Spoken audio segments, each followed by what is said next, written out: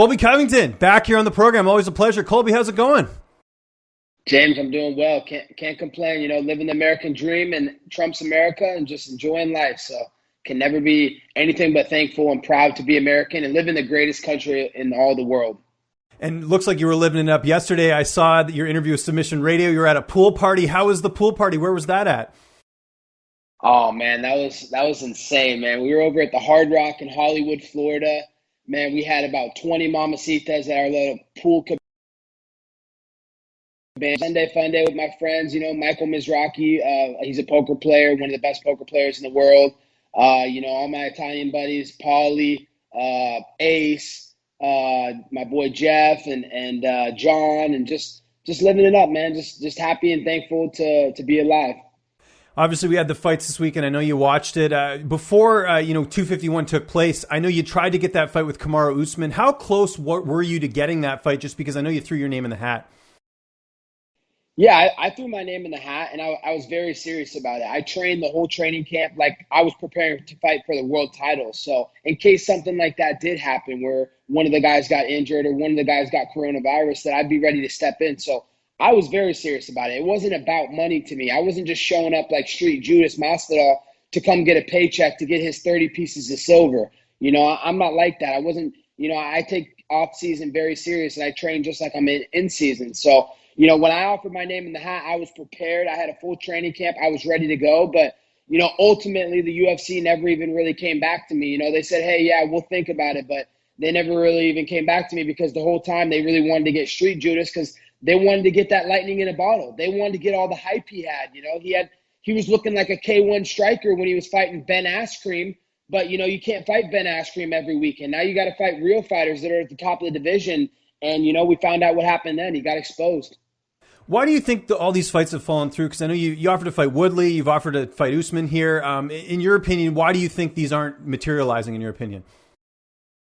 To be honest, I just think the UFC hates me, and they hold a grudge against me for no reason, and any way they can try and fuck me and screw me at any corner, they're going to do that. I begged to fight Woodley. The fans have been clamoring to see that fight for 3-4 years. That fight's been manifesting itself for 7-8 years since we used to train together at American Top Team, and we were training partners. So this is a grudge match that needs to be settled, and this is a real beef. You got a guy who's a liberal little cuck, and then you got the alpha male who's, got MAGA bombs on his hands. So, it only makes sense. It's just the storyline in that fight alone was so good. And, I begged to fight him on 1 week's notice, and they never gave me the call. I guess Ali's in UFC's pockets too much because he's just getting all his clients to fight anybody, anytime, anywhere. Is it a bit surprising as well, just because Dana White is friends with Donald Trump, you're friends with Donald Trump? It seems like that could be like a common ground there for you guys to work something out. But like you said, I'm guessing you just think it's because obviously Ali has a lot of influence on some of these fights. Yeah, the thing with Dana, I love Dana. He's a great guy. I had a great time going to the Oval Office in the White House with him. First fighter and only fighter to ever do that in the history of this sport.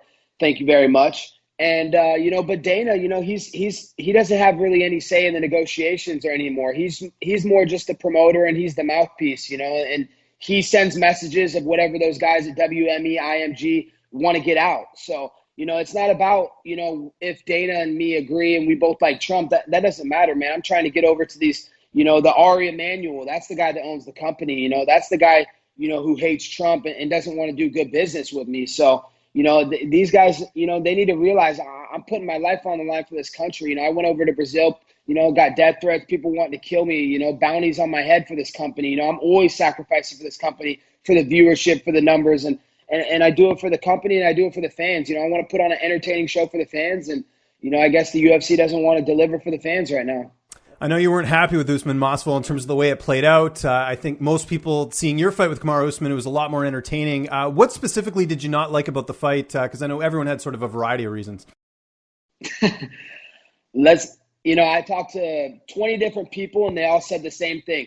They'd rather watch flies fuck. They'd rather watch paint dry. They'd rather watch grass grow. I mean, they'd rather do anything than watch that hug fest and listen to Marty whisper sweet nothings in Street Judas's ear against the cage. So, it was the UFC last weekend stand for Ultimate Footsie Champion. it was a footsie championship. You know, Marty's over there stomping on his feet, just hugging him against the cage, doing nothing. I mean, it was the boringest fight of all time. I mean, his stock went down in that fight. So, you know, it was pathetic, you know, and I called that. You know, I called everything from the negotiations. I knew exactly how it was going to go. I knew that Street Judas Masvidal never wanted to fight Marty the whole time. He refused to fight him. He knew he was going to get exposed, and that's exactly what happened, you know. And you can't run that narrative of 6 days' notice because he was in Dustin Poirier's training camp the whole time, and it showed with his wrestling. And, you know, he was preparing like he was going to have a fight. And, you know, he showed up like the whore he is. He got pimped out. He got paid his 30 pieces of silver for the little pussy that he is. And that's that. You know, he's exposed. Everybody knows he's not a well-rounded fighter. You know, he's a K1 striker when he's fighting Ben Askren or Daryl the Doughboy Till. But, you know, when he's fighting real fighters that are well-rounded, you know, he's nothing more than the mediocre jobber that he is. And just to clarify there, because you kind of alluded to it there, so you think that Masvidal, you know, because he said it was money, that's the reason the fight didn't get booked initially. Do you think it was kind of a play on his end so he would be able to use the 6 days excuse notice if he was to take those on short notice and then potentially try and get a rematch or at least like have something to say that this is why I didn't win the fight? You think that was sort of the play? 100%. You could tell early in the week, like how he started promoting the fight, that he was already putting in built-in excuses.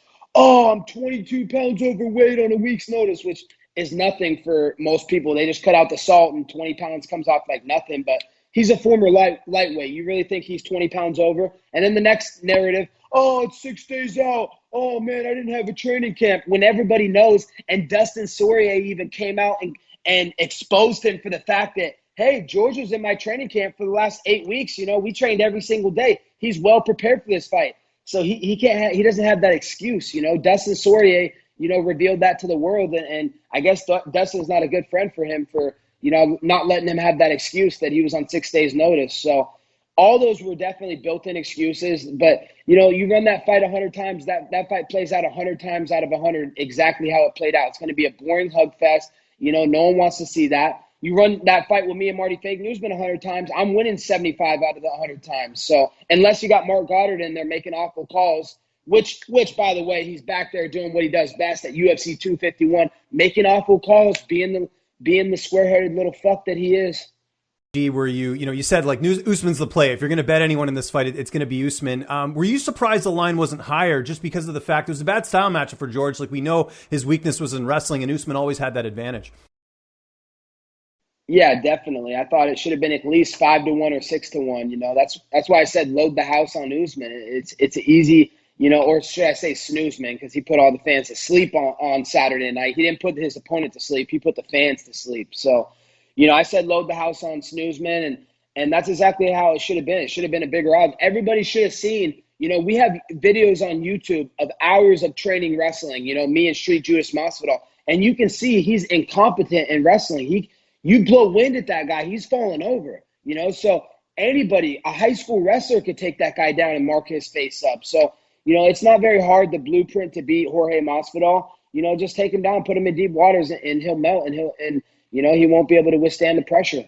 Did you win any money on Usman? Did you bet him in that fight? Yeah, I actually bet $10,000 on Usman to win by negative 5.5 points. So that means that he had to win 49-46 on the scorecards for me to win the bet. And I got it at a better odds. It was like negative 150. So I got 10K at negative 150. You know, I cashed in. I made my bank account great again, you know, and that's what I do, man. I make money every week, you know. Whether I'm making money with Bang Energy, shout out to Bang, shout out to Jack Owak and the great team at Bang Energy, or making money with mybookie.ag, your boy's always supplementing his income. So, you know, I'm not a desperate little hoe who has to jump out here on short notice fights because, you know, I'm getting paid one way or another. Speaking of money, Masvidal said he doesn't want to fight you. I know you sort of told Submission Radio, like, look, it's not high on my priority list, but I could see the UFC wanting to throw some cash at both of you guys because that is a pretty big fight. If the price was right, do you think that's a fight that would interest you? I don't need a price to be right to fight that guy. That's the easiest fight in the division. Like I said on Submission Radio, you know, I'll fight that guy for free. You know, we used to fight for free all the time, man. We used to spar at ATT for 8 years. You know, I mean, the coaches used to tell me, hey, Colby, man, go easy on Jorge today, man. You know, we need to build his confidence up. You know, he has a fight coming up. You know, be a good training partner. Go easy on him. We know that you're his father and Jorge Masvidal is your son. But, go easy, man. Just let him build his confidence. And it's funny because George knew it. He'd be after training, be like, oh, dude, I know you were going easy on me today. Man, stop doing that. I want your best. I'm like, dude, you can't handle my best. He's like, yeah, you're right, So I would fight him for free. I don't need money to fight Jorge Masvidal. That guy's such an easy fight. I mean, it's just stylistically, he's not making it 5 rounds, and he knows that deep down inside, I'm not going to go in there and hug him against the fence. I'm going to put nonstop pressure on him, put him on his back, beat him up on the feet, just like I used to always do in sparring. And I'm a different element and a different level than Marty Fake Newsman. So, I would love that fight, but you know what? I'm the people's champion. I fight anybody. I take on all comers because I'm the best in the world, and I fight for the people. I'm not like Street Judas Masvidal. I don't pick and choose my fights. Oh, let me get these easy fights with Soy Boy Nate Diaz, a 50-50 fighter. Let me get this easy fight with some other washed-up guy that's 10 years past his prime. No, but people are starting to see Street Judas for the clown that he really is. He's getting exposed, and he's exposing his hand that he's a fake and he's a fraud, and he's not here to make this division great again like myself. I think I've asked you this before, but if you two were to fight, I know you said you'd finish him. How do you see that fight playing out if it was to take place? I see myself leaving him unconscious in a pool of his own blood. And whether it's on the ground, whether it's on the feet from faking takedowns and coming up with big strikes, 100%, I guarantee all my money in all my bank account, he wouldn't make it 5 rounds. I wouldn't need the judges because we all know the judges suck. One more thing on 251. We had that featherweight title fight between Holloway and Volkanovski. How did you score that one? Because a lot of people felt like Max won. Some people felt like Volkanovski did enough to get the job done. What did you think? To be honest, James, I didn't even watch the fight, man. I turned it on for like a little bit of the last main event, but then I fell asleep, man. It was like the human form of NyQuil watching Street Judas Masvidal versus Marty Fake Newsman. So, I was so tired. And I was hanging out with chicks, man. I got better stuff to do, man. I got, there's a reason they call me Raw American Steel and Twisted Sex Appeal. And, I'm always working on my cardio. There's a reason I got my cardio so good, and that's by working on it in the bedroom all the time. So, I had to get that bedroom cardio going. Speaking of training camp, last time we spoke, Colby Covington Inc. was in business. I know you're putting together the training camp. Any update there in terms of coaches, training partners, or where you'll be training, anything like that? It's coming soon, James. I promise. Just a little bit longer. Just bear with me. Give me a little patience. It's coming. We've been having board meetings with, one of the head of my boards, Candace Owens. She'll be in my corner for my next fight. Another head of the board, Donald Trump Jr., big shout out to him. I can't wait to go on his podcast, Triggered, very soon.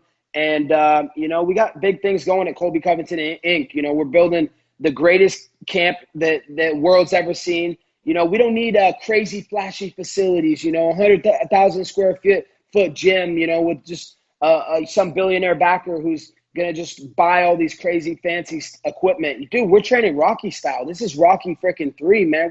We train in garages. We train wherever we need to get the training, but we train hard, man. We're blue-collar American workers. I believe in all the constitutional rights. I'm not going to take away freedom of speech to any of my athletes. I'm not going to take away, any of your rights. That, as an American, you have your constitutional rights. So, we're doing great things at Colby Covington Incorporated, and, the best is yet to come, and it's only a matter of time until, it all gets revealed to the world.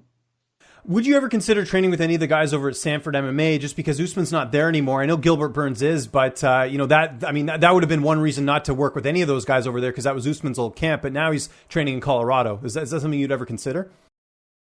No, I got a great camp going right now, James. I got honestly the best coaches I've ever worked with in my life, 10 times level above the coaches I've ever had in my life, and I promise you that. I wouldn't lie to you. I'm not like Street Judas Masvidal where I just make up stuff in the media. Or Dustin Poirier, it's on site with me. I don't make up stuff. I actually follow through. I talk the talk and I walk the walk. I got the best coaches I've ever had. I got a great Muay Thai coach. I got a legit jiu-jitsu and judo world champion coach now. I got a great kickboxing coach who's completely transformed my game into another person. Like, I don't even see the same person in myself that I saw back in December. It's really incredible, the leaps and bounds I've made in my game. And it's only a matter of time until the world gets to see who I've been working with and what I've been working on. You're going to see Colby Chaos Covington 2.0 very soon. I can't remember if you touched on this last time. I don't think we did. But what happened with you and Dustin Poirier? Because I spoke to him and I was just curious to, get some insight as to what happened with you two. And he didn't want to talk about you at all. He was like, nah, I don't want to talk about negative stuff. So what was the deal there? Because it seemed like that was part of the reason you decided, hey, I got to go on my own. Yeah, just I was sick of his bullshit, man. He would come in the gym and he would stand at like the edge of the mat, and I'd be training, and he would just be barking. I'm like, dude, come over here. If you're so tough, why are you barking at the edge of the mat? No one's holding you back. If you want to do something, come see me, motherfucker. But you know what happens when you come see me, Dustin Poirier. You get dumped on your head. You get knocked out. I do whatever I want to you. I treat you like the little bottom bitch that you are, and I'll take your freaking wife from you. So he knows that, and I'm what really started it all was when he's making up this fake bullshit narrative. Oh, when I see Colby Covington, it's on site. He said that in the media to a bunch of different interviews. I'm like, oh, it's on site, dude. You just saw me yesterday. You didn't do anything. You didn't even look twice at me because you know who your father is as well. I'm your father. I'm everybody's father, and they know that. They know who the king is in the UFC right now. They knew who the worst matchup in the world for them is right now. That's me. Everybody knows who the hardest fight in the division is. Everybody. So, Dustin Poirier can keep, making Dan Hooker look like Dan Gable. He can keep, fighting these jobbers, these nobodies, these irrelevant fights. But until he wants to come make some money, come see me. But he's not going to do that because he knows what happens. Well, I was going to ask you about that because, if Khabib beats Justin Gaethje, I don't see a scenario where Poirier is going to fight for a title anytime soon because he just lost to Khabib last year. Do you ever see a scenario where he could come up to 170 and you guys would duke it out? I mean, I don't see the scenario because he doesn't want that. He knows what's good for his health. He knows he comes up to 170 and sees me. He's not going to be recognizable to his wife and kid ever again. So, before James, he was tempting like, oh, I want to go to 170 when he got beat by Khabib. I want to go to 170 because he knew there was no other big fights left for him. But now that he got his last win, he's going to sit out and think he's worth a big fight. He's going to think he's going to get a round 2 with Khabib or a round 2 with Conor or another big fight at lightweight. So, he's going to stay at lightweight and just hope that, a big fight transpires there, but it's not going to happen. So, he wants to keep coming out tempting like he's going to come to 170. He needs to come see the 170 king, Colby Chaos Covington. But, he knows better. We trained for a long time, and he's not going to do that. I don't think there's an amount of money you can pay Dustin Poirier to come take this losing paycheck to me. Does the Woodley fight still interest you in terms of just, I'm sure you just want to get back in there and get active and, keep going. You don't want these fights to be too far in between. Is that still of interest to you despite how his last fight went? I mean, it's of interest because, the fans want to see it. I see this stuff on the internet, and the fans still want to see this fight. I built this fight for many years, and, I'm promises made, promises kept always. I don't want him to retire before me getting to fight him and prove to the world what I've been saying all along. So, it doesn't excite me. It doesn't I'm not jumping out of my seat to get it because, I just don't think that he's there anymore. But of course he wants to fight me, man. If he fights me, he knows he's going to get more hyped up, more motivated than he's been for any fight in his career. He's going to come and try and fight like he was in his prime again. So, we'll see what happens. If UFC wants to call me and they want to get a deal done, let's get it done, man. I'm ready to fight. I was ready to fight last weekend.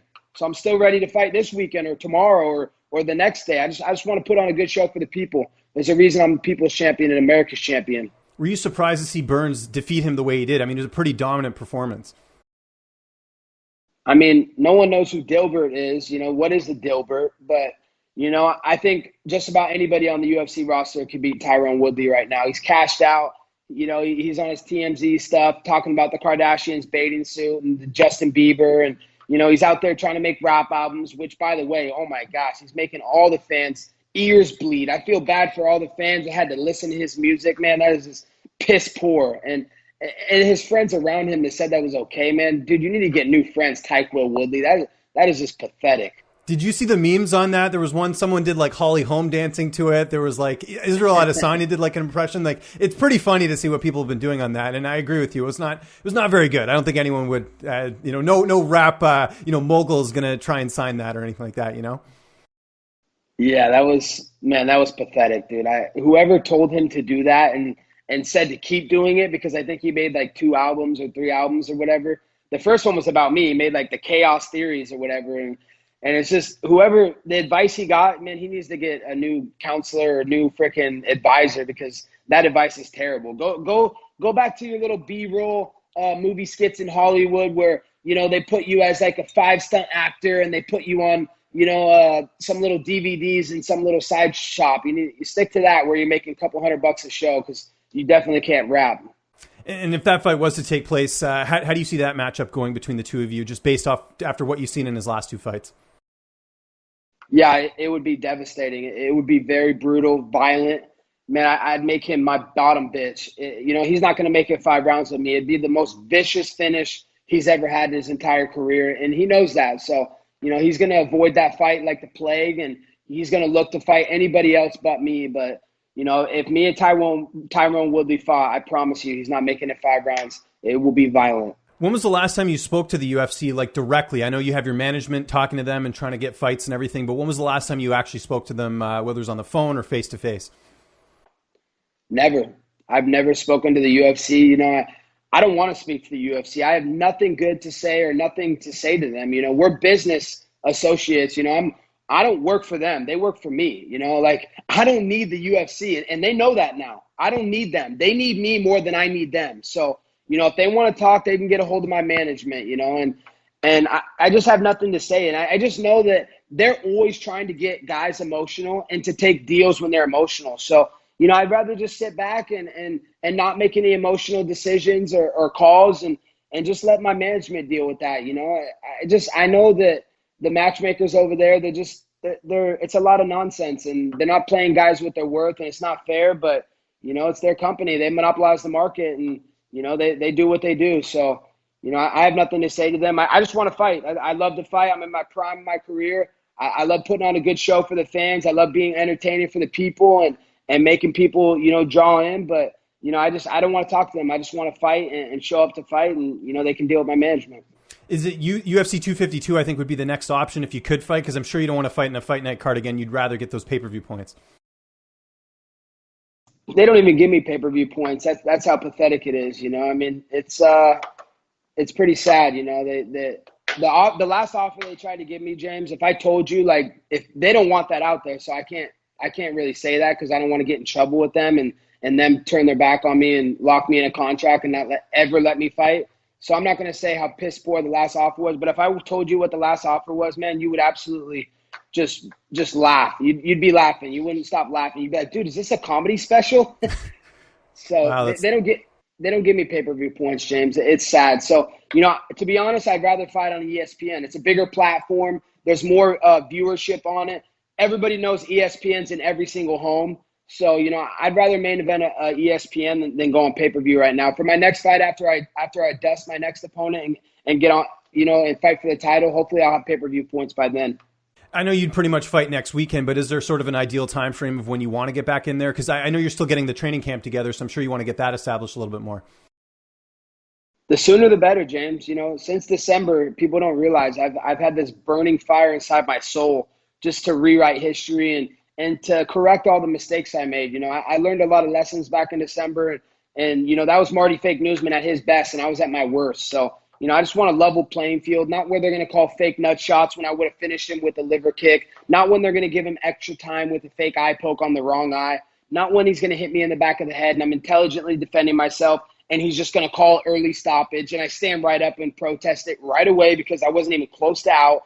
I got dropped, but just because I got dropped doesn't mean I'm unconscious. I'm still in the fight. I'm a fighter. I'm a warrior. This is what I do for a living. I didn't sign up to play footsie like Marty Fake Newsman. I signed up to be an ultimate fighting champion, not an ultimate footsie champion. So, the sooner the better, man. I stay ready at all times. I've been training since December. So, the sooner the better. I want to put on good shows for the UFC and for the fans. And, the sooner I can get in there, the faster I can show the world what I'm really made of. Assuming they do Usman and Burns next, which is what Dana White said they're probably going to end up doing, you've got Masvidal, you've got Leon Edwards, you got Stephen Wonderboy Thompson, you got Chiesa. I'm just trying to think of anyone in the top 5. Woodley. What of those interest you the most? Because it sounds like that's the direction the UFC is going in. Yeah, Street Judas, obviously interests me the most. Just all this shit he's talked in the media, but we found out, like I said earlier, that he's a fake and a fraud. He said all this stuff that Colby's crying, he's never going to fight again. Oh, he's got MAGA jaw. Oh, that stupid dude with the MAGA hat, which is funny because now he's trying to jump on the MAGA bandwagon. I was just going to say, he now, he showed his support for Trump. I thought that was interesting. I thought that was completely hilarious how he just completely flip-flopped sides. Oh, before he was, I hate that stupid MAGA Trump-loving idiot. And now he's jumping on the Trump bandwagon. So it's it's just so funny. He knows that winners are on this bandwagon, but unfortunately, we don't accept losers like Jorge Masvidal, who have 15 losses on their record. He's lost to a guy in every division, from flyweight to light heavyweight.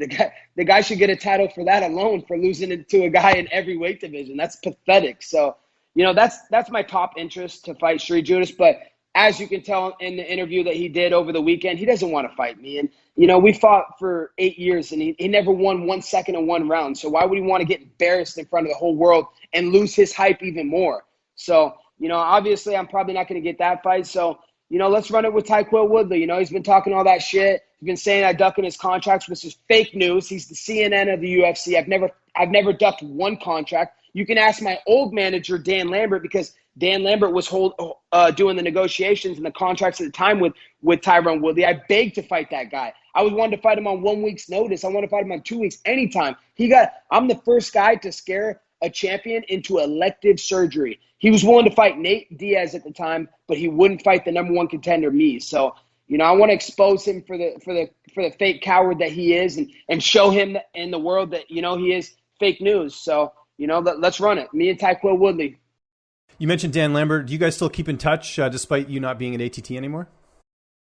Nah, we haven't kept in touch. I still have a lot of love for that guy, and, I hope to keep in touch with him in the future. And, I'd love to sit down when it's all said and done with fighting and have a talk with him and tell him, why we had to go this way and why things had to play out the way they had to play out. But, man, dude, Dan, I love you, man. You got all the money in the world, man. How can you hate on someone who's trying to get a fraction of the money you got, man? You're loaded and set for life, man. I want to set my family up. I came from the trailer parks, man. I came from nothing, dude. My mom lives in a little 200 square foot cabin in the middle of the woods. She has no money, man. She can't even pay for, a car. Like, it's pathetic. So I just want to make a better life for me and my family. If Dan Lambert doesn't understand that, then he was never a real friend the whole time. But I think he understands that. And, after the career's over, we'll have a talk. And, who knows? He might be my manager in WWE one day. And he talks with the WWE because you've had a lot of time off since the last one. I'm sure they've shown some interest. Yep, they have shown some interest. There's been some little talks. And, but the thing is I want to keep my focus on fighting. They were like, hey, we want you to start, maybe transition, doing some wrestling, start practicing. But, I don't want to take away from my fighting career. I know I have a limited time opportunity. Fighting, you don't get this crazy time where you can just fight forever. You get a limited time window, and I'm only 32 years young and in my prime, and I got, 5, 6, 7 years of good fighting in me, but I want to make sure I capitalize the most. I don't want to hold anything back in that octagon. I want me to be at my best, and I want the fans to see the best Colby Chaos Covington, so they know, that I held nothing back, and there's no excuses when I fight. So, we'll worry about the WWE when it comes, but for right now, I'm focused on UFC and get my belt back. If this goes on longer, like if you can't get a fight and we're into like fall, and say it goes even further to winter and it's like a year and you haven't fought, are you, open to being released? Just because it seems like there's some difficulties with you just trying to get your next fight. You've been ready to go basically since we did our interview back, and I think it was like March or April or something like that. James, damn well the UFC would never release me. I begged for the UFC to release me before, and I called their bluff, and they would never release me. They know how valuable I am. They know what type of draw I am now, The last fight I did, just all the videos they're putting up, multi-millions on every single viewership of any video I'm in. Dana White puts up videos of guys walking in the fighter arenas every fight. For every pay-per-view and every big car. You can look at the last 5 years. Dana White has never done the type of viewership and numbers that he did when I walked in the arena for the last fight. It was like 6.8 million. You go look at Conor for the last 5 years. Conor never did over 1 million. He was like 700,000, 800,000, 900,000 views for that video. I mean, John Jones, 200,000. Usman, 110,000. Jorge Masvidal, 200,000. Nate Diaz, 250. I mean, they're not even in the realm of ballpark of the type of draw I am. So the UFC knows the type of draw I am. They know the viewership that I command, and they'll never let me go. They're just going to lock me and not ever let me go anywhere but the UFC. Speaking of Conor McGregor, he said that he's retired. Dana White has said, it seems like he's still retired right now. Do you believe him, or do you think we'll see Conor back? Nah, Con Man McGregor doing what Con Man McGregor does best, selling wolf tickets to the fans. He's just looking to negotiate and he wants to wait till fans come back. He doesn't want to fight in an empty arena because, to be honest, he's washed up as it is. He made so much money. He's got no desire. He doesn't have that burning desire in his soul to compete anymore and fight at the highest level. He's just looking to come back and maybe get one more easy lick and one easy payday. He doesn't want to come make this division great again, make the UFC great again. He's just looking to get one more cash out. So, he'll wait until fans come back next year, and he'll pick an easy fight and try and cherry pick it, and that'll be that. But, we're not going to see much more of Conor McGregor. Did you see Mike Perry's video last week of him hitting the old guy? Yeah, his girlfriend, he's 2-0 with his girlfriend in his corner. I saw that. Yeah, I guess that's true. Yeah. No, for sure. Yeah, sorry. Go ahead. James, why didn't he hit Mickey Gall as hard as he hit that old man? It's true. He didn't finish Mickey. He went the distance. So you got a point there. A little similar to McGregor, though, that whole thing, right? Very similar, just like McGregor, hit that old man off the stool for not drinking his proper 12 whiskeys. So, it's very similar. They both knocked out old people. They should go fight in the old citizen, senior citizenship world championships because they're not beating any relevant top level fighters anymore. Last question. Again, appreciate the time. I saw you got to shoot those guns with the police officers. How cool was that? I know you really like giving back to the force, especially now with everything going on with people trying to defund the police and everything like that. Must have been pretty good to go and give back a little bit. Man, it was such a heartwarming occasion to be able to go hang out with the Miami Beach Police Department. I got to give a big shout out to Sergeant Charlie Weiss. He's taken me in like his own. He's let me, shoot every single gun they have at the academy, from M5s to great pistols with crazy scopes, and just get to see the ins and outs of how the police departments work. And, I'm sick of this Black Lives Matter bullshit. They're just trying to weaponize people against, the political field, against Trump. And it's sad, Blue Lives Matter, man. Who are you guys going to call if someone gets raped, if someone gets killed? Who are you going to call? If you defund the police, who are you going to call if you get raped, you get killed, or there's a burglary? Who are you going to call? Yeah, you ain't going to call anybody because you're trying to defund the police, man. Blue Lives Matter, man. Thank your first responders, man. They sacrifice everything. They sacrifice their lives every day to protect your freedoms, to protect your rights, to protect our laws. Who's going to protect your laws if they're not around? So, just because there's one bad apple in the bunch doesn't mean the whole bunch is spoiled. So, people need to go out and pay it forward and thank a first responder today. Colby, always a pleasure, man. Anyone you want to thank, any sponsors, any social media you want to plug, the floor is yours, man. Big shout out to Bang Energy, my boy Jack Owak, doing big things. This is America's drink right now. And they're overtaking Red Bull, overtaking Monster. They're doing big things. They got healthy flavors and good options. So, when you're drinking an energy drink, you're actually getting some good vitamins in it. And always having my back. Big shout out to the Trump family, man. Those guys always putting it all on the line for America. They put the red carpet treatment for America, and they treat America first class just like they treat me.